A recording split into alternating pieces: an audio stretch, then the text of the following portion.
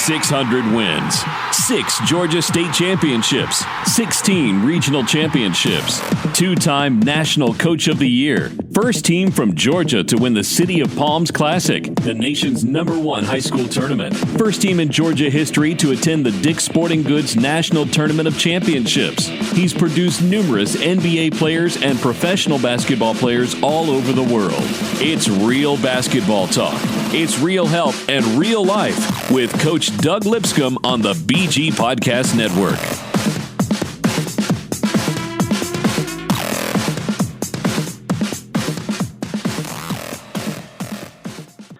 Hi, this is Coach Jamie Beckler, author of The Leadership Playbook, and you're listening to Real Life Basketball with my friends Coach Doug Lipscomb and Darian Sutherland.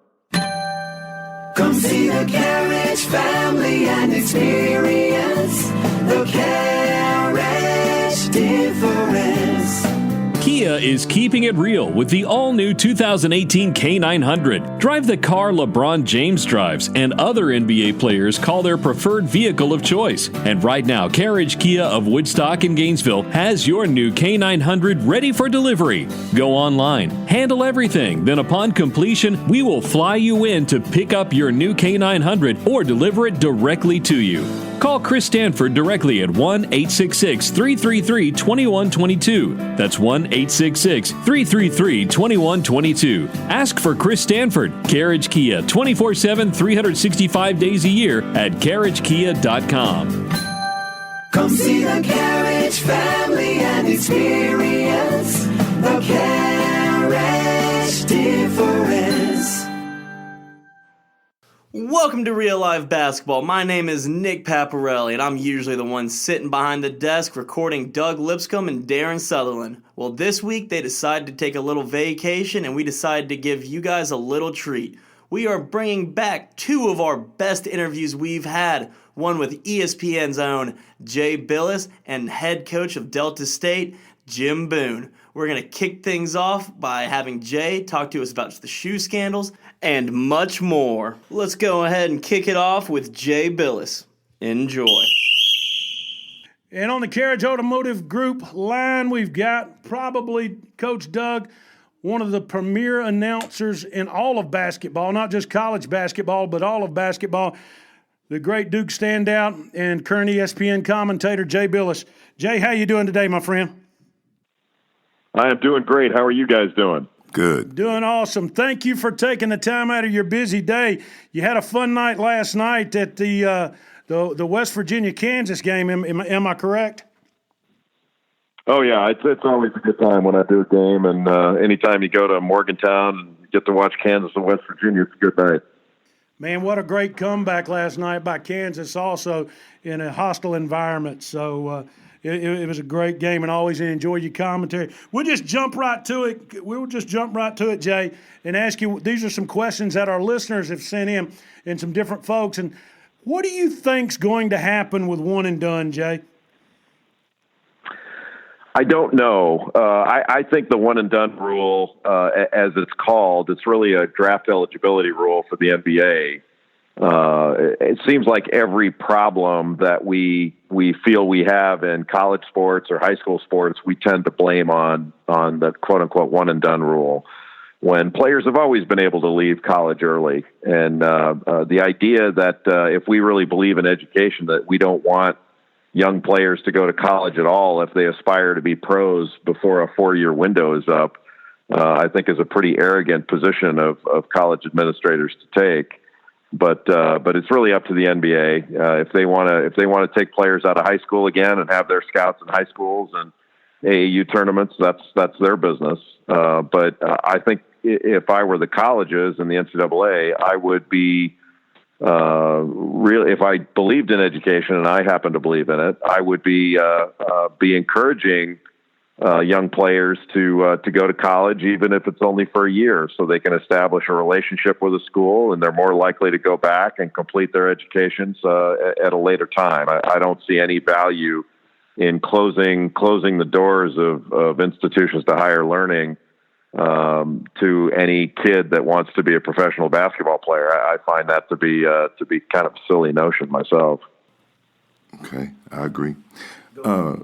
Jay, this is Doug Lipscomb, and I said, I hope everything's going well with you.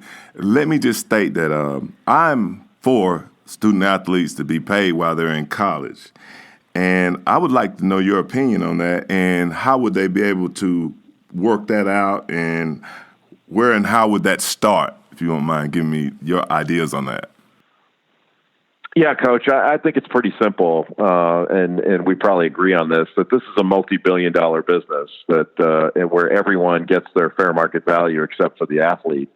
And that includes every student. There's no limitation on what any student, whether on scholarship or not, can make in the open market for in their chosen field, and whatever their talents will allow, they're allowed to accept, and they're allowed to earn. And nobody tells them, hey, you're a student first who just happens to be a musician, or just happens to be a scientist, or just happens to be a writer. The only people we limit in any way are athletes. And yet we're making billions of dollars while these athletes are given a scholarship only and a stipend. And I don't feel like it's right. How would it work? It would work the same way, in my judgment, the same way as it does with coaches and administrators. We don't have a salary cap for any of them. A school makes an offer to Nick Saban, and if he wants to take it, he takes it. If not, he takes an offer somewhere else. It's pretty simple. And they sign a contract. And we could certainly do that. And people say, hey, some people say, hey, if you're going to pay the players, why should they even go to school? But you could say that about any student. In fact, if the players were paid, they'd be more likely. You'd have more leverage on them to perform in school. You could make that a condition of their employment, is that they have to be a student in good standing. They, if they get arrested, you could terminate the contract. Things like that have all sorts of clauses in an employment contract.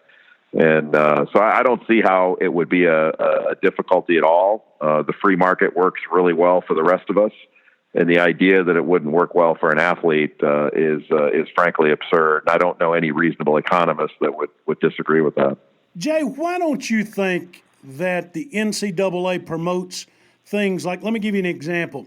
One of Coach's former players was Sharif Abdul-Rahim, that played out at California, was the number 3 overall pick with the Grizzlies, played on the U.S. Olympic team, was a one-and-done player.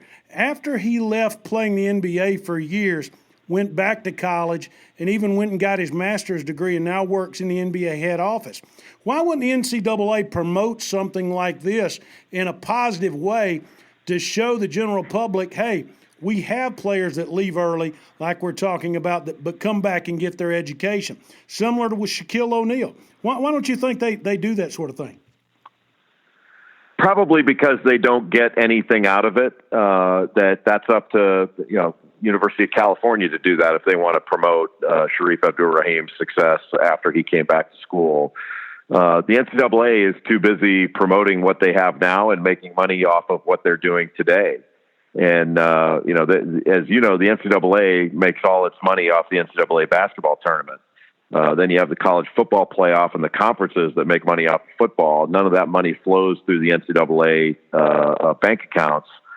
They just make the rules for eligibility and the like. So there's a ton of money flowing through the system, and they've got their hands full just doing all that day to day, sort of money gathering. So I don't think they really care about sharing the success stories. And the one and done rules, so the way things work with players leaving early doesn't fit the narrative they want of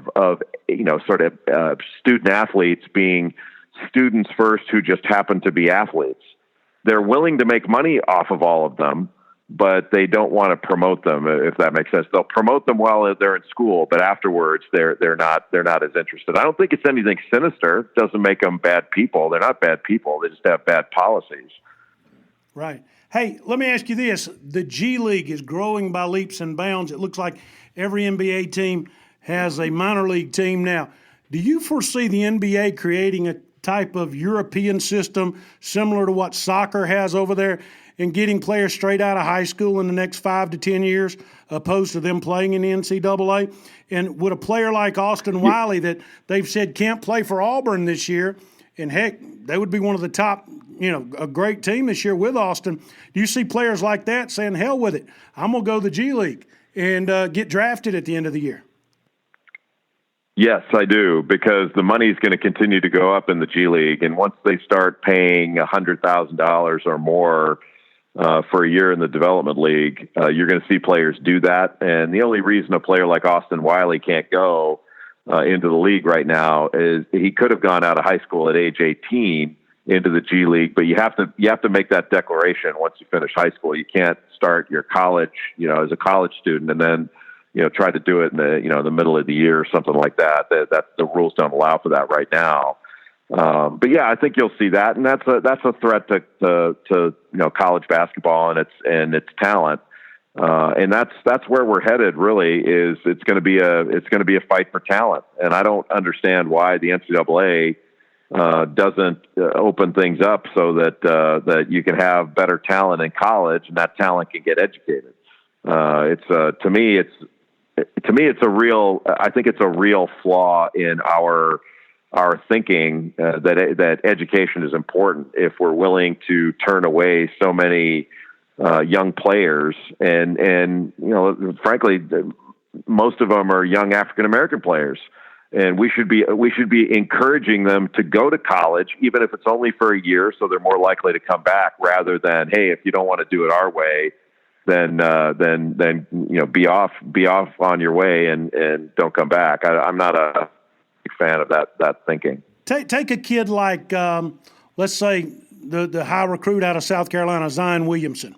If he said this Saturday, I'm not going to college, I'm going to the G League, would he lose one bit of draft stock or anything like that in the 2019 draft by going to the G League? And would it promote the G League in ways that the NCAA could never fight, do you think?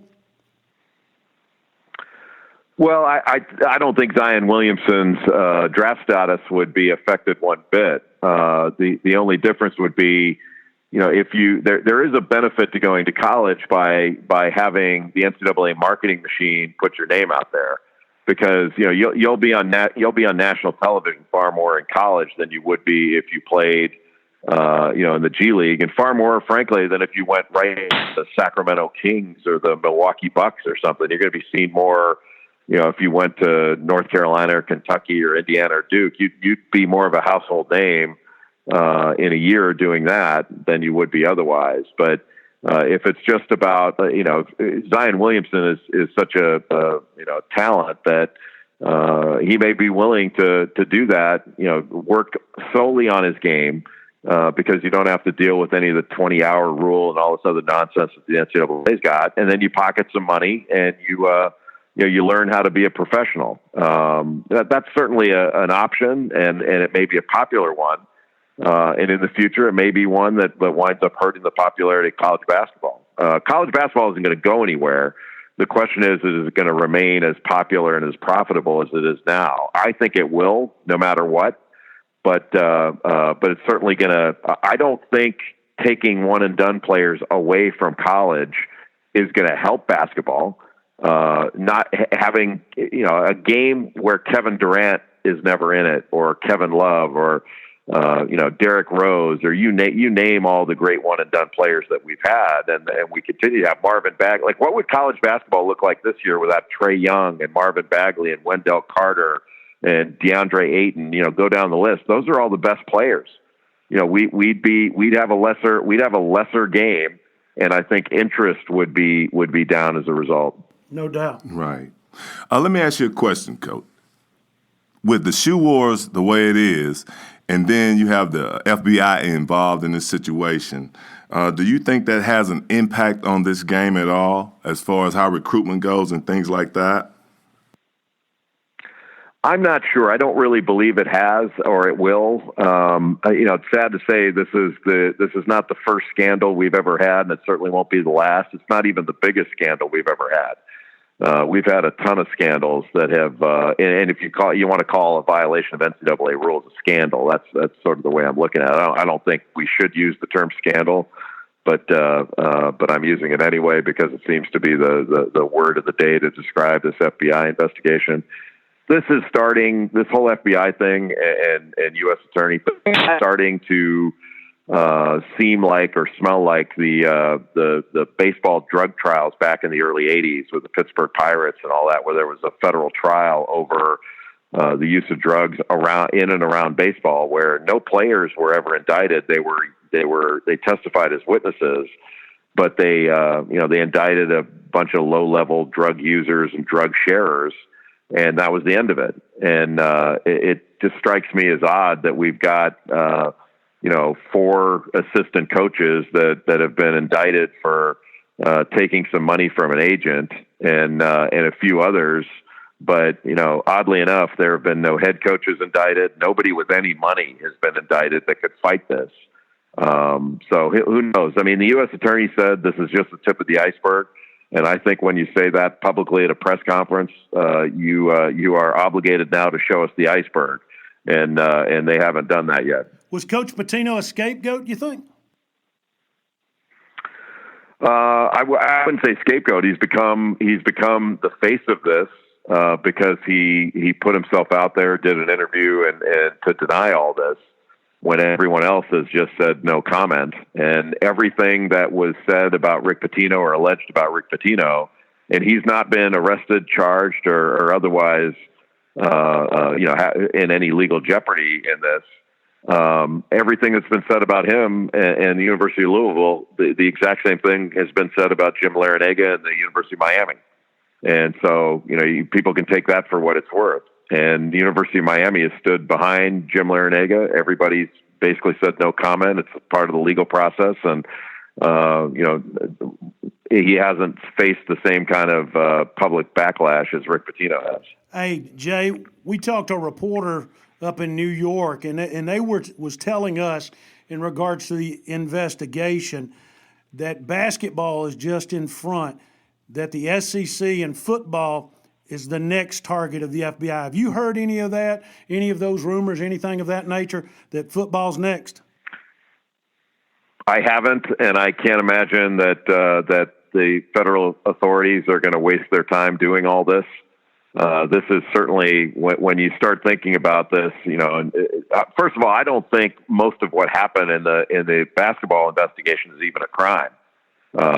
Just because NCAA rules have been violated, that doesn't make it a crime.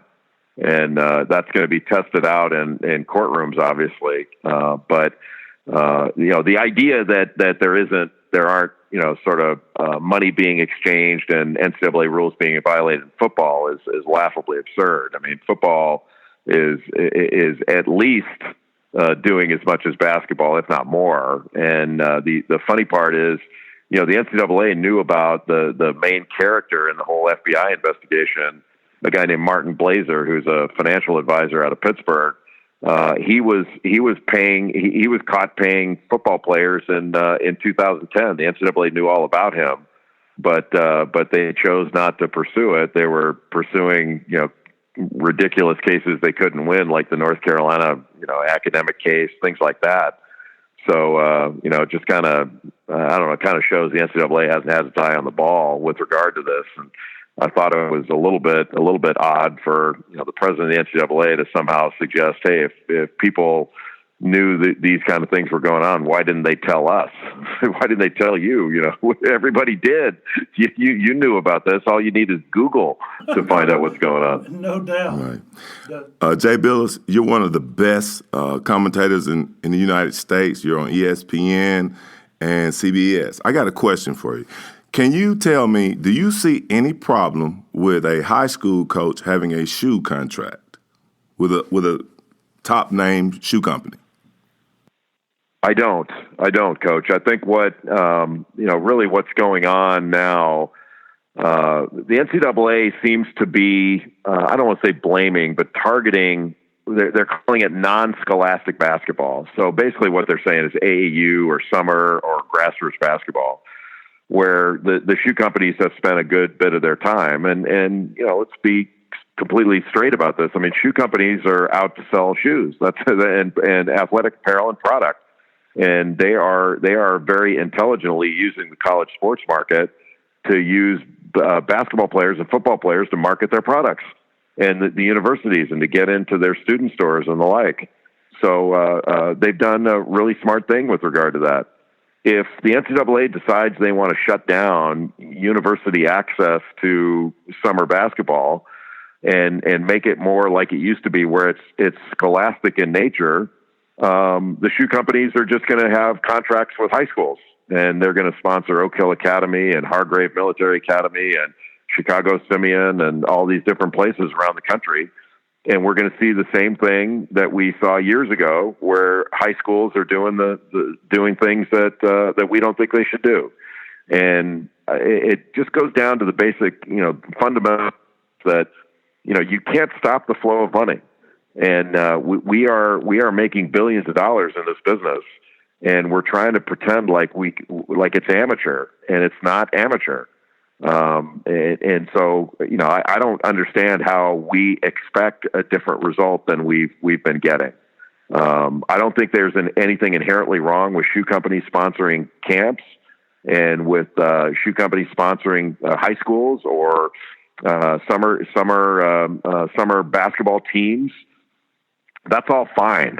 And I don't think we have shoe companies that are publicly traded that are out, using company funds to pay people off. I just don't see that happening. Now, are there people doing that? I'm sure they are. Anytime you can do that to gain an advantage, I'm sure some people are doing it. But, the enterprise isn't bad. There may be a few bad actors, and maybe the system needs to weed them out. But it's not like we have to stop playing summer basketball or stop having, shoe companies that sponsor teams. I don't think that's the right way to approach this. Jay, how in good conscience can the NCAA do this to the shoe companies and do this to basketball when, let's just be real here and keep it real, baseball's been doing it for 30 years. I mean, with summer leagues, and that's where the kids play more so than anywhere else. And the Mizunos are funneling money to the rec teams and to the big travel teams and that sort of thing. How come the NCAA hadn't mentioned baseball whatsoever, and they're only bringing it up with basketball? Have you heard any reason on that? Well, that's been a question that's been asked for years, because college baseball players have agents, they consult agents. College hockey players have agents, they consult agents. And, you have a hockey player that plays in the NCAA championship game, and then the next day plays in a professional hockey game. And what the guy got an agent, signed a contract without having any prior discussion about it in the 18 hours after the NCAA tournament game. I mean, that's absurd to suggest. But if that were a basketball player, the NCAA would be crawling into that guy with a microscope and everybody he's ever spoken to. And, but for some, I don't know what that is.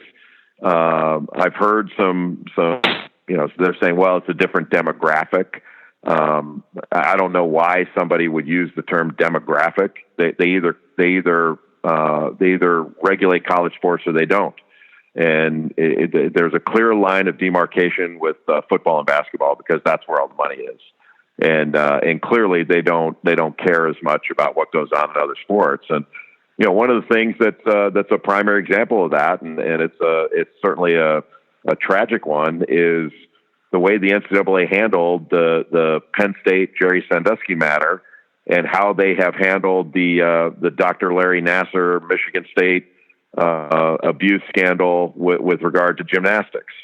And, there's been conspicuous silence out of Indianapolis and the NCAA about that, when there was a lot of grandstanding in the Penn State matter, and a lot of action taken, which I felt was inappropriate, but it certainly has been inconsistent, and some would say hypocritical with the way they're handling the current situation right now. Are these academies, the Mount Verds, the IMGs, the Oak Hills, the DeMathas, they've been around for a while, but now they're becoming more and more prevalent. Are they hurting high school basketball as a whole? Or are they helping just the development of players get better and better at a younger age? Yeah, maybe both. High school basketball has changed, and so has the AAU basketball, if you want to call it that. The summer basketball has gotten bigger and bigger, so there's more influence in the summer. You can be seen more when you're playing more tournaments and the like, and there are more individual coaches, training of players. Whereas when I was a player in high school, I went to open gym and I played pickup all the time. But, so now you'll hear coaches say, well, it was so much better back in the day when players played pickup ball and they competed. They knew what game point was, all this stuff. And that may be true. But I can tell you back at the time, coaches did nothing but complain about the players playing too much pickup ball. So whatever system we have, we're going to complain about it and say it was better back in the day. I don't think that basketball was better when all control was in the high schools, because there were high school coaches that abused the system back then, and there are certainly some AAU coaches that abuse it now. But one thing when I hear college coaches, I love college coaches. I love all coaches, but I love college coaches. I support them almost unconditionally. But when I hear college coaches say that they liked it better 30 years ago, one of the things I ask is, well, you want to give your salary back and go back to what you made 30 years ago? Because none of them say that. I mean, the reason things have changed is one reason only. It's not values. It's not anything else. It's money. Everything has changed because of money. And these coaches now, my coach when I was in college was Mike Krzyzewski, who's at Duke. And he made, when I played for him, he probably made about $100,000, and he's making about $7 or $8 million now. And if I were him, I would like this system a lot better. And I think he probably does. No doubt. You brought Coach K up. He was sick this weekend. How long do you foresee Coach K sticking around? I mean, I know he's a personal friend and your coach and your mentor more than likely, but how long should we expect to see Coach K? I think as long as he's healthy, and he has been really healthy for a long time now, and he's very energetic and he's obviously very successful. So when I was a kid, somebody coaching into their 70s would probably be unheard of.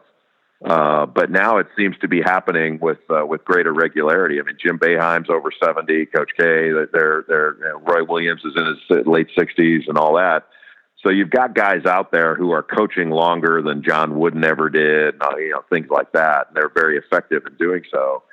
So obviously the end's closer than the beginning, but I don't have an answer for when, and because he hasn't shown any signs to me of any slowing down at all. Right. Let me just go ahead and add that, when coaches are on that level, you can rest assured that their assistant coaches are very good people and very good coaches as well. And it's always helpful to have a very good assistant, and I'm sure he does. But I want to go back to when you said, like in the past, coaches wanted their kids to be in the gym. That's so true, and they want that today, but so many people have their hands on these kids. And, when you want them to come to the gym, you want to keep your eyes on them and hope that somebody else isn't persuading them to go somewhere else. But I totally agree with you on AAU helping the school systems and the players. Well, let me ask you one other question. Do you think that the private schools will eventually just take over and all the top athletes will try and go to some type of private institution? That could be. I don't know, Coach. It's hard to figure out. As you know, there are 50 different state high school associations, so the rules are all different. And they're different with regard to how public schools compete and private schools. Then you've got all these different prep schools, as you guys had mentioned. So I'm not sure the right way to do this. I mean, in simpler times, you played at your local high school and you got coached by whoever happened to be coaching the local high school. And I remember the coaches saying back then, they would say, well, we don't get to choose our players. But they seem to forget that the players didn't get to choose their coach either. And so, it seemed to work out. You had good and bad results, and some coaches were really good, some were okay, and some were less than that. But now people have more choice, and they're taking more control of their own destinies. And sometimes it's for the best, and other times they make mistakes. I think sometimes players may bail out of a situation before they've given it a chance. And, it seems like everybody wants to play varsity when they're freshmen, when sometimes playing JV is the better thing. I mean, I don't know. I do agree with a lot of coaches that I know that people are more impatient now than they used to be. But coaches are more impatient too, and more territorial than they used to be. And we don't see players playing as many sports as they used to. They specialize sooner, and that's leading to a lot of repetitive stress injury. So there are we got a lot of issues to face, but we are not going to fix any of this. Like, just if the NCAA passes a rule or decides they don't want to let their coaches recruit during the summer, we're not going to stop summer basketball. That's a multi-billion-dollar business in and of itself. These kids are going to keep playing. And if we think we're going to stop it and all of a sudden we're going to go back to, the Pleasantville times of the 1950s where everybody wore Chuck Taylors and played on their local high school team, that's not going to happen. Right. Jay, we've seen in college this year, we had Duke number 1. We've had Villanova number 1. We had West Virginia number 1. We've had Michigan State number 1. What's your Final Four as of today? And we'll give you the option to change it next week because, crazy Yeah, I probably have to. Yeah, crazy things are going to happen. I'd probably have to change it next week. But who you got? Who you got, Jay?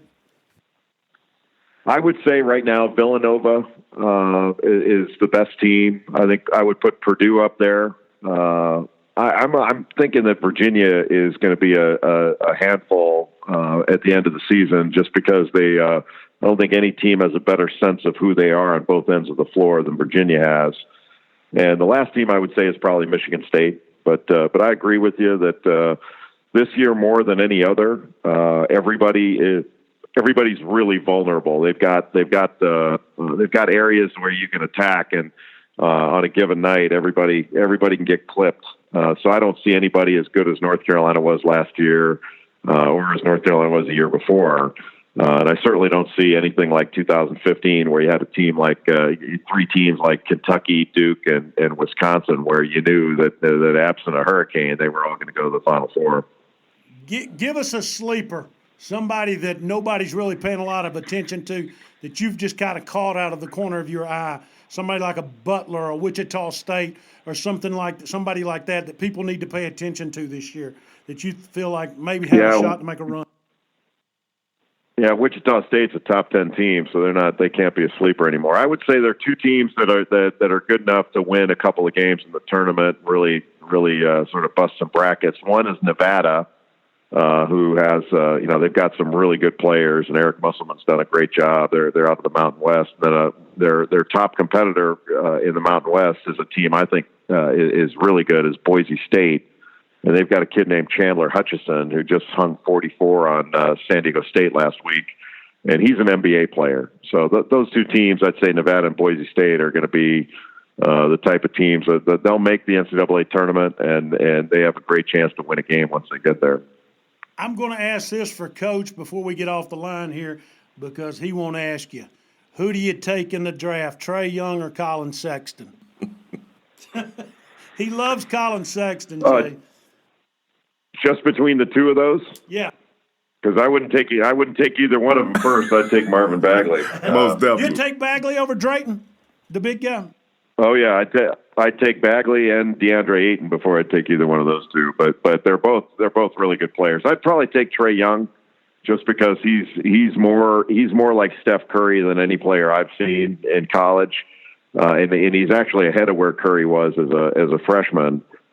He just needs to, I think, obviously needs to get a little stronger and become a better defensive player. But if he can, kind of eliminate some of the mistakes that he makes and a little bit better in shot selection, I mean, he could average 35 a game if he wanted to. And the idea of leading the nation in scoring and assists in the same year, we've never seen anybody do that. He's a remarkable talent. Yeah, his range is unbelievable too. Mm-hmm. I don't want you to count out Middle Tennessee State either, Jay. That's where he played, Jay. So he's a big. Yeah, no, Nick King is having a great year, and Kermit's done a great job with that team. They're very, very good.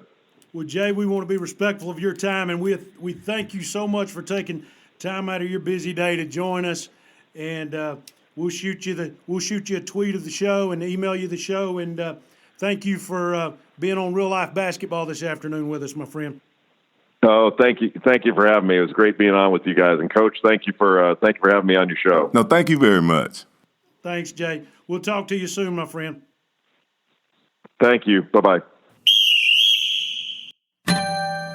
Come see the Carriage family and experience the Carriage difference. Kia is keeping it real with the all-new 2018 K900. Drive the car LeBron James drives and other NBA players call their preferred vehicle of choice. And right now, Carriage Kia of Woodstock and Gainesville has your new K900 ready for delivery. Go online, handle everything, then upon completion, we will fly you in to pick up your new K900 or deliver it directly to you. Call Chris Stanford directly at 1-866-333-2122. That's 1-866-333-2122. Ask for Chris Stanford. Carriage Kia, 24/7, 365 days a year at carriagekia.com.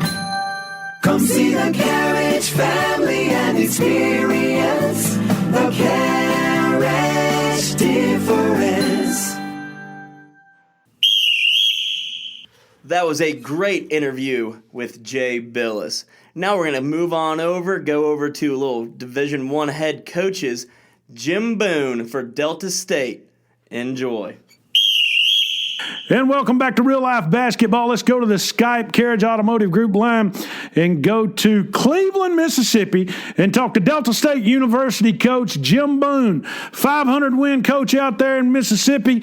Coach, how you doing today? Guys, I'm doing great. It's a pleasure to be here. Thanks for having me. Looking forward to the day. Hey, man, it's a good thing, and as long as you hadn't been like us, we've still got snow on the ground in Atlanta, Georgia, Coach, and it snowed 10 inches last week. So you being a West Virginia guy, you're used to snow. We're not used to it, so our worlds are messed up these past few weeks. But thank you for being a guest on Real Life Basketball, where we keep it real. Coach Doug Lipscomb and myself, and we just have a little fun. Coach, you've had a tremendous career. Like we said in the introduction, 500 wins. Tell the folks about Jim Boone that's listening to Real Life Basketball across the country and across the world. Well, first of all, thank you very much. I appreciate the introduction and all the nice things you've said. I've been fortunate that we've done this for a long time. This will be my 32nd year that we're currently in as a head coach, and I've been blessed to coach at a few different spots and coach at both the Division II and Division I levels after having had the opportunity to play college basketball at a small college level. And I told my team the other day that basically I've been a part of a team for well over 50 years, and I don't know what I'd do without a team. I guess people ask you, well, who are you? Who are you away from coaching? And I know we're not supposed to be, who we are is not what we do. But in my case, it definitely is. I'm a coach. I'm a teacher. It's who I am. It's what I enjoy doing. It's what my passion is. The opportunity to lead young men and to help them grow and develop into the bigger picture, into young men that are going to be leaders in their communities and good husbands and good fathers is more important to me than anything else that I could possibly be doing. And coaching just allows me the platform to provide that leadership and to be a leader to young people. So it's something I thoroughly enjoy, and I'm fortunate and blessed to have the opportunity to do it. Good morning, Coach. This is Doug Lipscomb. I got a question for you. If I was a recruit coming to your school or you came to meet me, please tell me about the Delta State program. Sure. We inherited a program that was it was in a tough spot, and I've kind of made my niche, Coach, through the years of going in and rebuilding basketball programs. And that was our task here at Delta State. And so we started off like we always do, ingraining our culture and who we are and what we are into the young men that chose to stay and be a part of our program for us to build around, and then obviously recruit guys that fit our culture and who we are. You know, we've been extremely fortunate that, the last 4 years there have been only two programs in the Gulf South Conference to average 20-plus wins a year, and ours being one of them. And I look upon the Gulf South as one of the best, if not the best, conference in the country. We are the third winningest program, slightly behind the two top teams in the South region. And I think the South region is obviously one of the best regions, if not the best, in the country. We play in probably one of the most athletic and quickest basketball leagues in the nation. So when we get back down to it, though, here's the deal with us, and here's what we center our program around. No doubt. We are a players program. And what I mean by a players program is, first and foremost, it's important that we embrace our past, our tradition, and we're definitely blessed here at Delta State that we have a terrific tradition to build upon. So we've tried to bring back our former players, our former coaches, and we want them to know that they're special, and they're a part of us, they're a part of our family, and we want them to know that. And I love the opportunities when they come back and watch a practice, can speak to our team afterwards, or come to a game and can visit with our players. And I think it's important that our players understand that at the end of the day, it's really about relationships, that the wins and the losses and those kind of things, you tend to forget about those. The things you remember are the times you spend with your teammates in the locker room and bus trips and practicing, and the sweat and the tears and all the things that go into it. The second part of that, being a players program, is the development of your current players. And we've been really fortunate that we've got a number of guys that are playing overseas professionally. But it's bigger than that. It's bigger than basketball. And I think if basketball is all you focus on, then you're going to live a very shallow existence. And so for us, it's developing our guys as students first and foremost, and as people that are going to, once again, as I mentioned earlier, be part of the broader community and do a great job of going back and being leaders and being good fathers and husbands. And then lastly, and I think this is a big part of it, is we want to recruit guys who are going to fit our culture, who have very high aspirations and want to be championship caliber players. And if we can adhere to those three things, then I think we're well on our way of having a quality basketball program with really good people. No doubt. Coach, I'm a former athlete in the Gulf South Conference. I don't even think Coach Lipscomb knows this. Played football at West Georgia back in the day. I tell you what. Wow, that's awesome. Yeah, it is. And I know those bus rides you're talking about, and I can only imagine in basketball those bus rides you're talking about. We only had to do it on Friday afternoons or early Saturday mornings, of course. How's the Delta State program? How you doing this year? And tell us about Delta State this year and some of your top players. And if somebody gets the opportunity to see Delta State play, who are they going to see and what they're going to see? Well, first of all, thanks for that question. We are working our way through a challenging year from the standpoint that we've been smacked with adversity in the beginning of the season, and which we're currently in. We've had three of our starters go down with injuries, one before we ever started the season with a torn Achilles, and then a couple other injuries that may or may not be season-ending injuries. But anytime you lose three of your starters at this level, it is a challenge. But what's been great for us is the opportunity for guys to get playing time and significant playing time that may not have otherwise received that time.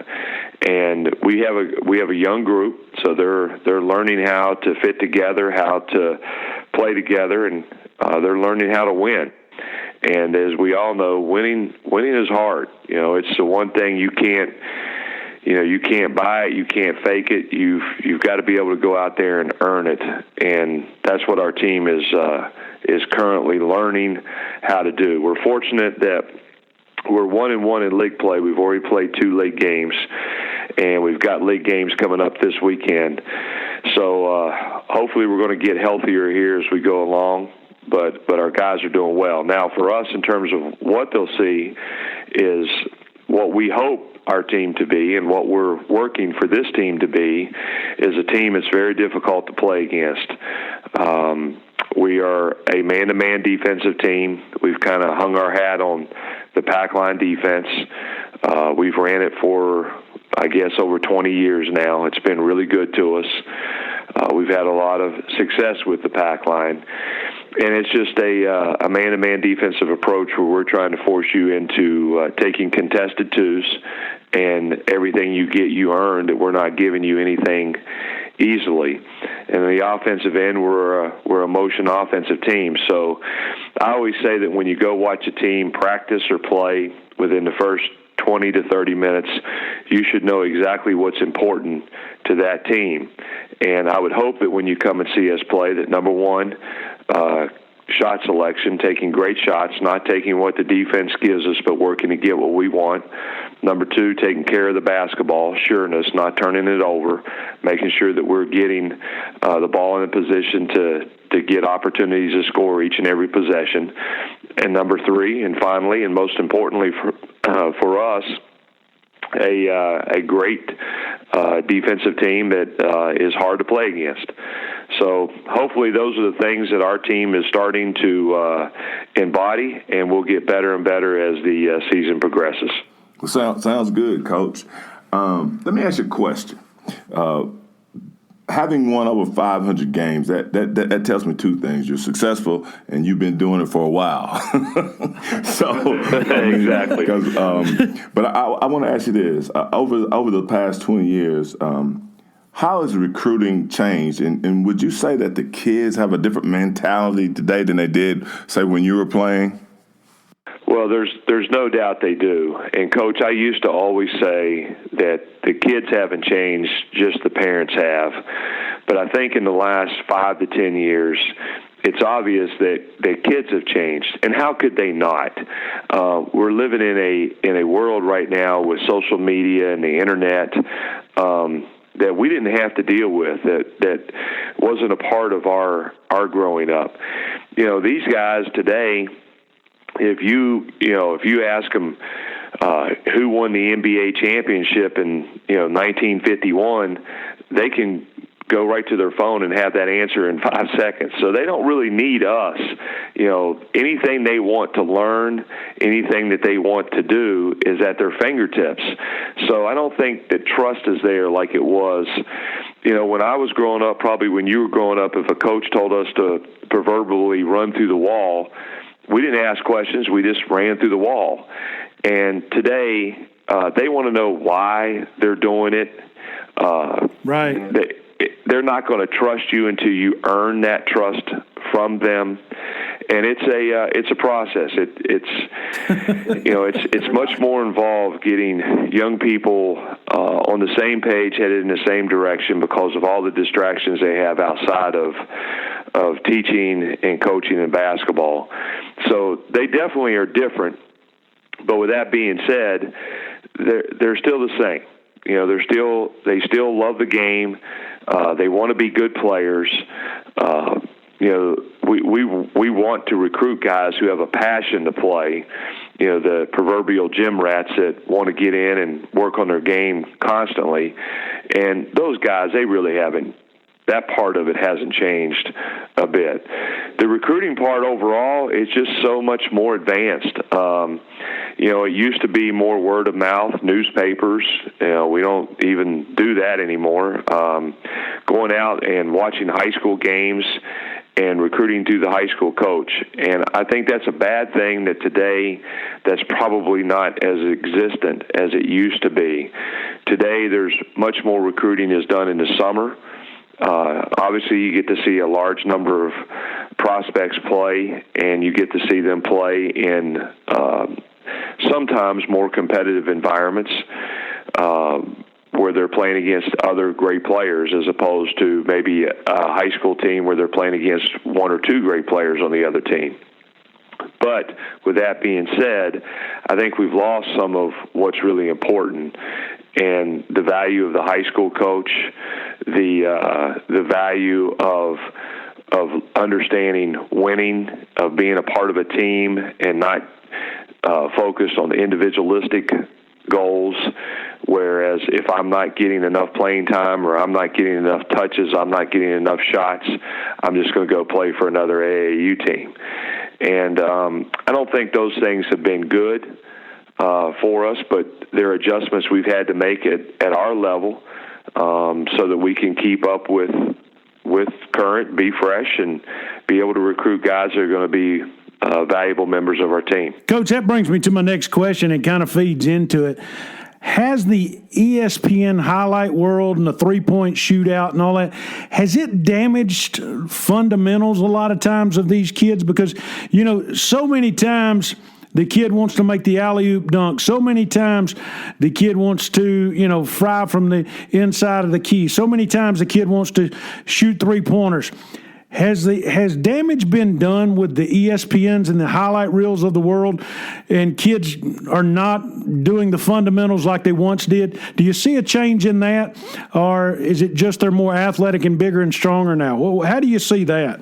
Well, I don't think there's any doubt, Darian, that a big part of our basketball culture in the United States that is growing behind is the fact that we are not as fundamentally sound as we once were.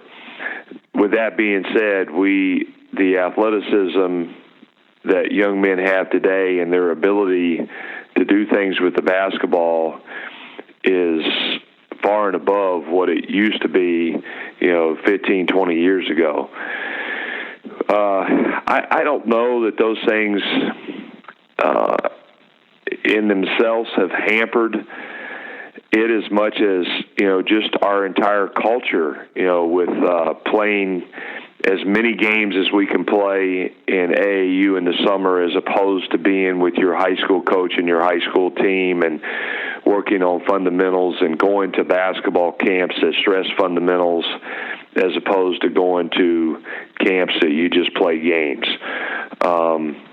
And I think playing games is great. My son who played for me, he played AAU basketball and had a great experience with it. And it was awesome for him to get out and play in the competitive environments that he was in. But with that being said, he still spent an inordinate amount of time in the gym just working on his developing fundamentals and his skill set. And I think that's what we're missing the most today, that we're not in the gym developing fundamentals, that we're just playing games. And there needs to be a balance. There needs to be a mix there. I don't know what the answers are. I wish I did. I'm not smart enough to figure all that out.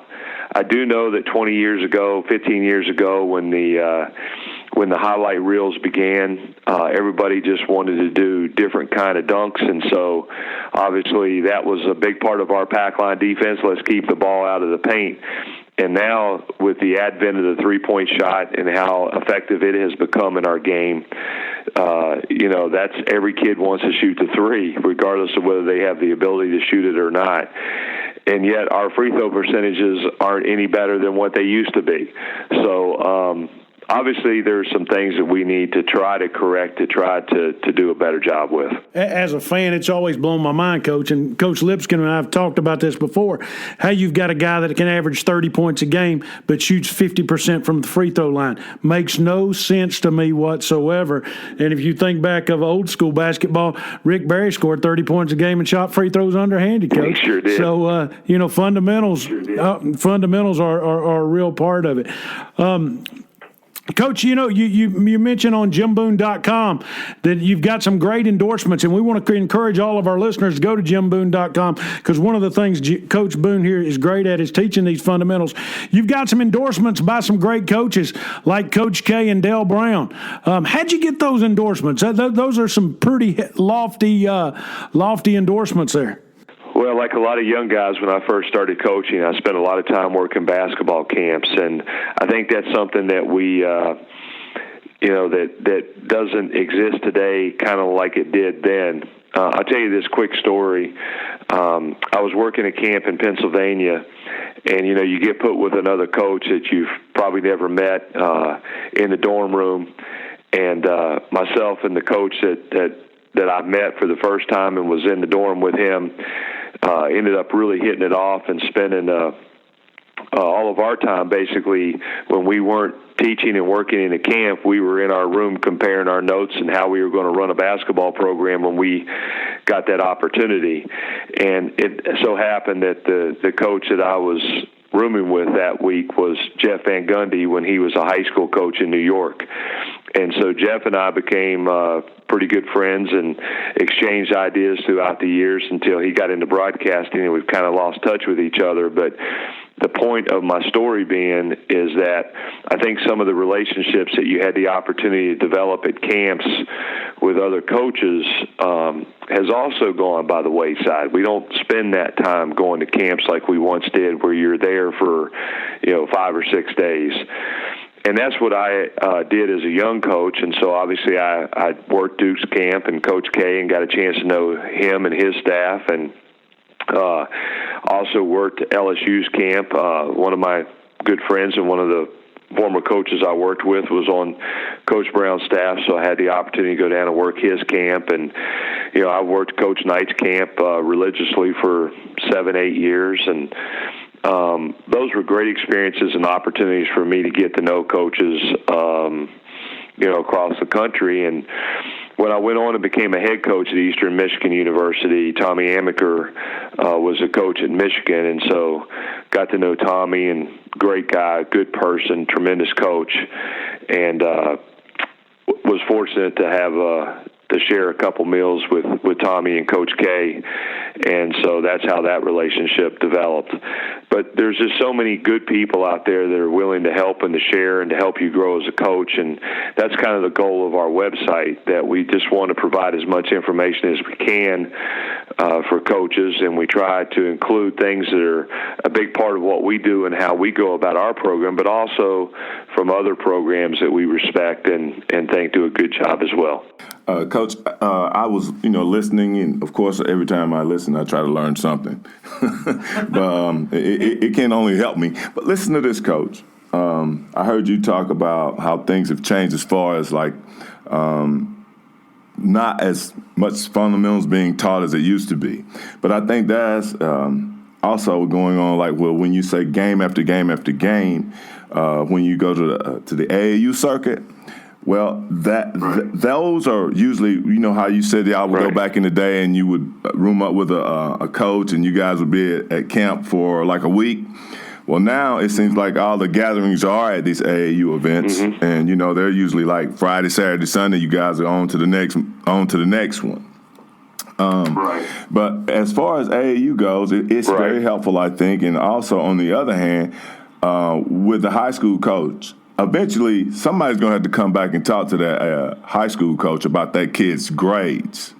And I think as long as that communication between the AAU people and the high school coaches are hand in hand, it's a win-win. It's amazing. Like when you talk about fundamentals, you are not going to hear any damn body say anything about, hey, let's go work on this defensive stance and slide, and let's make sure we got that down. And, that's very, very important in our game today, because everybody thinks they can score, but you don't really hear a lot of people saying, I'm a shutdown guy anymore. No, you don't.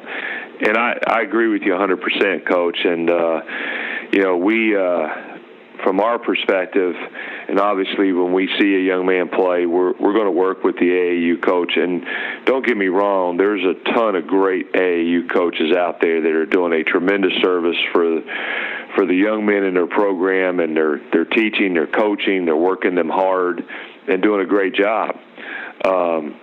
I just don't like the fact that sometimes the high school coach becomes detached from the process, so to speak. But you make a great point, because we all end up going back to the high school coach in regards to the young man, and not only about his grades, which are really important. Obviously, the academic piece is a big part of it. But also, just as important is what kind of person is that young man, and is he going to fit our culture and be a good piece to a good ambassador for our program. And there's no better person to ask that to and to spend time with than the high school coach, who has spent an inordinate amount of time watching that particular young man grow up through his developmental years. Coach, one thing I love about talking to you is you're old school, and I can tell from your conversation. One of my favorite coaches of all time, watching on TV and hearing him comment, is a coach you mentioned this, and it was Bobby Knight. Could Bobby Knight coach in today's climate, Coach? Would he have a hard time relating to kids, or could he coach in today's climate? I've often wondered that, and you've met the man working his camps, and he coached arguably one of the greatest assemblages of college players in history in the Olympics in 1980 in Los Angeles. But could he coach today's athlete, or would it be very difficult on him? Well, first of all, I'm probably a little biased in my answer with this, because I have the greatest amount of respect and admiration for Coach Knight. I think he's one of the absolute best teachers, innovators that our game has known over the past 50 years. So my belief is that, yes, I think Coach Knight would be a tremendous teacher and coach in today's world. I think kids today are looking for honesty. They're looking for someone that's not trying to false motivation, so to speak, but it's going to be real with them. And I think Coach Knight obviously has a reputation for being very, very real. And he's going to give you how he feels and what you need to do if you're going to become a better basketball player. And Coach, I'm telling you right now, he's I don't know that anybody, if you look at Coach's teams when he first started coaching at West Point and how he evolved over time to Indiana, and then in his later days at Texas Tech, he really evolved with the times and who he was coaching and what he had to do to get the best out of his team. So I don't think there's any doubt that as good a teacher as Coach Knight is, and as an intelligent person as he is, he would fit well into today's world. Yeah, no doubt, one of the smartest people to ever coach the game. Real quick, Coach, let me ask you this right here, Coach. Let me chime in. I'm not going to be the devil's advocate, but let me just say this right here. He definitely has a great mindset, but the kid that would play for him in today's game would have to be somebody that wants to play for that type of coach and don't mind you chewing their ass up, because the kids today, some of them are too sensitive.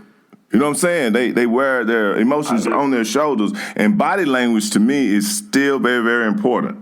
And I mean, it's a no-brainer that you can go to a game, Coach, and you can see what somebody's mentally out of the game just by the way their body language is. And if you're not a tough-minded individual, mindset-wise, you can't play for a Bobby Knight. There's no way, because you're too sensitive. I wouldn't disagree with that, but I do think that Coach maybe has he probably is a little bit more forgiving maybe than what he would have been 25, 30 years ago in regards to how he approaches young men. But with that being said, I don't think there's any doubt about that. You've got to be someone who understands the value of being coached in that, in a situation where you've got someone who's going to be real with you and expect you to have a mental toughness to you. But Coach, and I think you would agree with me on this, we all want those kind of guys. We all want the guys that are going to be mentally tough, that are not going to wear their emotions on their sleeve, that are not going to miss 3 shots and that affects the next shot that they take, or even more so affects how they're playing defense the next time down the court. So it is tougher today, and I think you bring out a great point that, kids are a little bit more we are in a much more sensitive society than what we once were. And so there's a different way to crack that egg, and you just got to go at it in a different way. I would say this, Coach, and I believe you would agree with me, and Coach Doug, you'd agree with me too. The only thing I would ever pay to have anything to do with the Ball boys or the LeVar Ball is I would love to see Coach Knight do a one-on-one interview with LeVar Ball in a room and let them talk to each other, because I think Coach Knight would take Mr. Ball and chew him up and spit him out one side and down the other. What do you think? Well, I'm sure that would be an interesting conversation without question. It would be a good conversation. Hey, Coach, close us out, and thank you for your time this afternoon. Tell us how people can find out more about Coach Jim Boone and the Delta State program and about your fundamentals, because there's a lot of parents out there that want their children to have these fundamentals and want a coach like yourself that's going to teach and not just throw a basketball out there and say, shoot. How can they find out more about you and the Delta State program? Well, first of all, thank you for the opportunity to be with you guys today and to chat a little bit about basketball and life. I really appreciate that. As I've already indicated, my passion is teaching and coaching in this great game that we have to do it in, and any opportunity we have to talk about that is awesome. You mentioned our website at CoachJimBoone.com. We really encourage coaches, players, parents to go to that website. We think there's some really great information on it. As well, trying to keep up with our guys, I have been involved with Twitter, so I have a Twitter account at Coach Jim Boone, and you can find me on Twitter at that handle, at Coach Jim Boone. And anytime that we're playing in your area, you want to come and see us play, that'd be great. Or if you're in Cleveland, Mississippi, and you get a chance, come see us play, then you can ride down the road and go to Doe's and have a great dinner. So it'd be a good thing to do. But we appreciate it very much, guys. Thank you for the opportunity today. No problem. This has been Coach Jim Boone on the Carriage Automotive Group Skype line. Coach, we're going to touch back in with you before the season's out. Thanks again, and we appreciate it, my friend. We'll be in touch. Thank you, guys. Thank you very much. Thank you, Coach. Have a great afternoon. Bye-bye. And welcome back to Real Life Basketball. I'm Nick Paparelli. I'm usually the producer of the show, but Darren and Doug decided to take a little vacation this week. They will be back next week to talk about the Final Four, March Madness, the NBA All-Star Game, and much, much more. Thanks again for listening to Real Life Basketball, and make sure you always keep it real.